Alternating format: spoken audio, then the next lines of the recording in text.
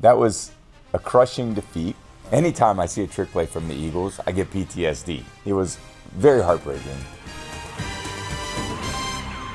Tom, you and the crew are headed to Minnesota this week, Minneapolis to be exact, US Bank Stadium. You won some games in Minnesota throughout your career, but you had a tough last trip to US Bank Stadium, huh?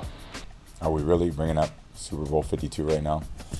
Yeah, that was in some ways one of the most memorable losses because I get reminded of it all the time when I go cover these Philadelphia Eagles games and all the fans cheer me on. In another way, it was very heartbreaking. That was a crushing defeat for a lot of reasons. We had a pretty good game that day on offense. And even though Brandon Cooks got knocked out pretty early, we really never blinked.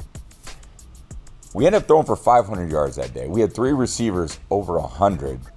But this guy, Nick Foles, we just couldn't slow him down.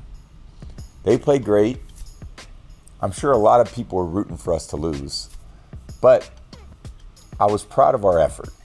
And I didn't love the outcome. But a few things about that week. It's in Minnesota in February. The temperatures all week were below 10 degrees. I don't think I left my hotel except to go to practice. And I would come home from practice and I'd lay on my bed and let the sun come through the window because it was the only heat that I felt all week. So I always said there could be a lot of distractions Super Bowl week because all the families come to town and everyone wants to do things. But what's really distracting is when it's 10 degrees out in your family's town and nobody has any place to go. So all we did is sit around the hotel the whole time waiting for the game to happen. And one of the main characters in that game, the last drive in that game actually, is back on the field, huh?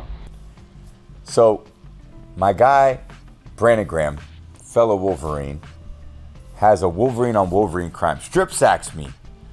In the fourth quarter, we're going down. We have a chance to go ahead and win the game, which would have been an unbelievable moment.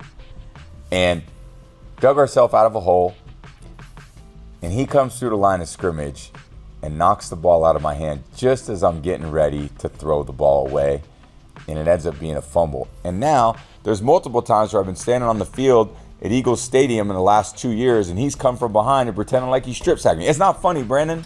I was gonna say, you're smiling at all those videos and laughing a little, but deep down, that's gotta get you, huh? Anytime I see a trick play from the Eagles, I get PTSD. And that's not fun when you're a broadcaster calling the game. Hopefully these return trips to US Bank treat you a little bit better here. We're gonna have a good one on Sunday. We got a great one Sunday, and I'm looking forward to getting there. And it's a great matchup.